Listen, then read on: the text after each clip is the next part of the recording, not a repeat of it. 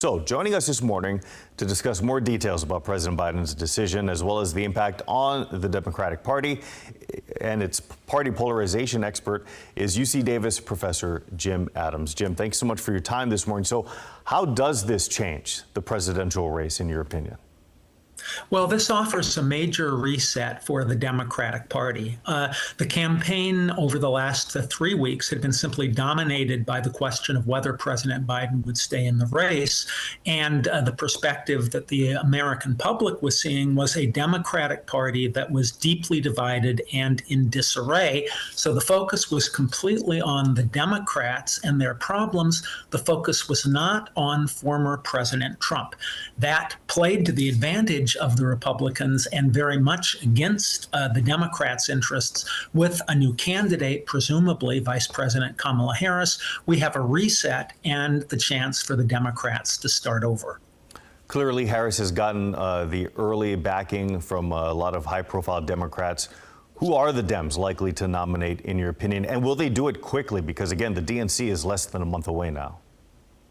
Well, of course, the circumstances are developing even as we speak, but the early indications are that it will be Kamala Harris, because most of the other possible candidates who had been named and discussed over the past several weeks, including Governor Gretchen Whitmer, Josh Shapiro, and Andy Beshear, have all essentially announced either that they're not going to run, and in a couple of cases, including with our own Governor Gavin Newsom, have explicitly endorsed Kamala Harris. So it looks as if the Democratic nominee will be Vice President Harris, and that will be a fait accompli probably within the next 48 hours. So what do you see as the strengths as well as the weaknesses of candidate Harris? Well, to begin with the strengths, compared to President Biden, she is younger, more energetic, and surely capable of mounting a more vigorous campaign.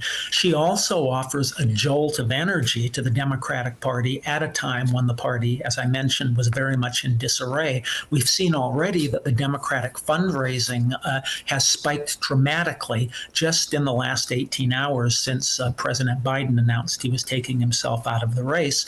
She can also hit the ground running for the presidential campaign because, of course, she's been running for vice president.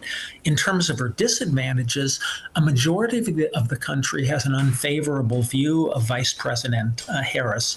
It may be difficult for her to credibly promise change, given that she's part of the current administration at a time when a majority of the country says that the country is headed in the wrong direction. And as you already mentioned, polling indicates that she narrowly but nevertheless is behind President Trump in these head-to-head public opinion polls. All right. Professor Adams, we appreciate your time. Thank you so much for joining us and providing such valuable insight. Thank you. You're welcome.